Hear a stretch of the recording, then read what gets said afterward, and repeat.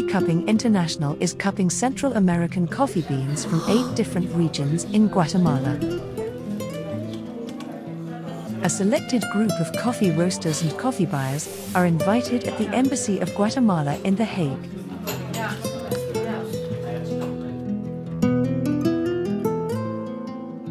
Guatemala's mild subtropical climate, combined with nutrient-rich volcanic soil, create an ideal environment for growing some of the most delicious coffee beans on the market.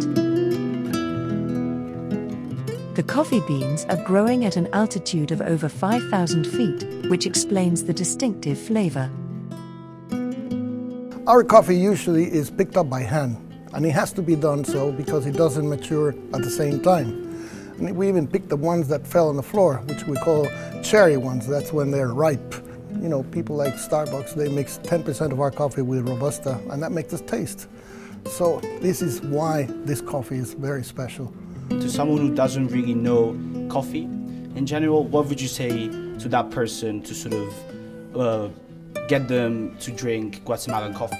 Well, anybody who is in the trade knows Antigua coffee, for example. That's a very special niche of high quality coffee, and it does command a lot of attention in the market.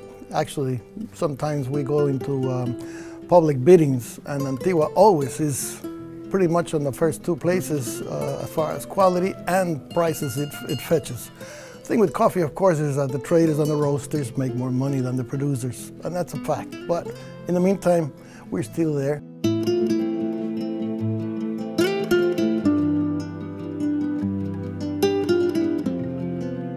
In my experience of Guatemalan coffees, they're always nice and rich and satisfying, so they're like very comfortable coffees to drink. So they're the coffee for any occasion. I have seen small roaster companies, like in Rotterdam, where I come, Scott Coffee, just the regular small roasters. But I also been to Mocador in Zwolle. They do a roasting by 100 kilo, and then you get like more of an average picture what's happening in the business. Guatemala is one of the top producers of coffee in the world. During the last 15 years, less coffee was produced, but the quality of the beans improved. We were number 3 some 10, 12 years ago. Now we're number 10. Okay. Because we have reduced our production, but it's become more and more quality oriented. There are niches in our production. Very, very sought after. It was number 3 in the world. 4. 4, yeah. Wow. Only 15 years ago. 15 years ago, okay. Because Brazil is still, I think, number 1. I'm not sure. Vietnam, who was nobody before, is number 2 now. Okay. But that's Robusta. You know how Europe started drinking coffee? No.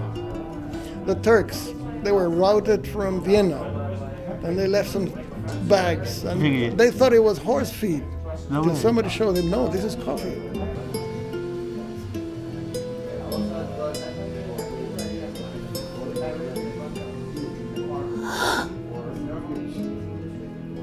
This coffee is from the region of Huehuetenango, one of the 8 regions of the specialty coffee in Guatemala.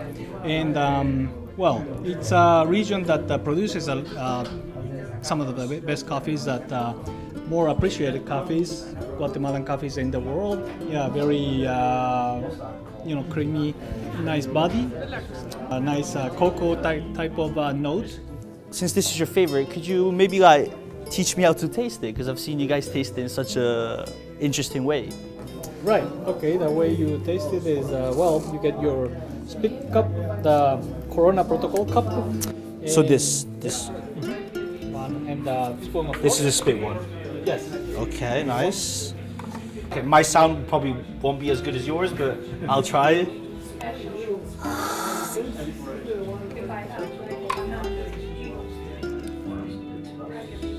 Very creamy, this one. Very nice. Yes, yes. I see why it's your favorite. Yes. So, what does it mean to you to host such an event at the embassy and to make it such an exclusive event? Well, first of all, as everyone knows here in the Netherlands, we were quite scared about how's the situation going with COVID, because the COVID-19 pandemic is a real thing that is developing now. So I'm quite happy with all the guests that we have here, with all the coppers, with all the roasters and importers, because they really believe in us and came here to the event because we have the right measures to conduct an event and to hold the event. And also, it's quite important that the embassy support all these farmers. And well, why not use the embassy to do this type of small events? So how would you go about, changing this, or at least sort of making sure that these farmers get more? All companies want to do this. Okay. But still, the traders, the people that ship the coffee, exactly. They control the money, and you always need somebody in the land where the coffee comes from. So if I want to buy a coffee and I just go there and I buy the coffee, I never know if the coffee will reach the Netherlands. So you need a middleman, and they will make the money as well. There's some changes though. There's some people with more conscience. Starbucks comes to Antigua, Guatemala. They want our coffee. So they contract with the farmers and they tell them, I'll pay you double the price or more. But you put hospital, school, and it's changing the equation slowly. But again, that is a very nice. Just imagine how much money they make. Yeah. You know how many cups you get out of a half a kilo, a pound of coffee? Actually, I don't know.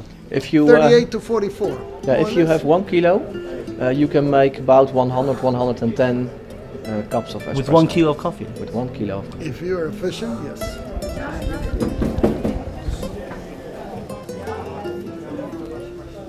So I've seen you around smelling the coffees and tasting them. Do you have a favorite out of all these regions and all these type of coffees? Well, I only had the dry and the wet aroma, but I must say the Antigua was very impressive for me. Yeah, personally, I'm a big fan of washed coffees, so this Guatemala is a country with a lot of washed coffees, so I like that very much. When you ever have a chance, try to taste the different coffees from Guatemala yourself.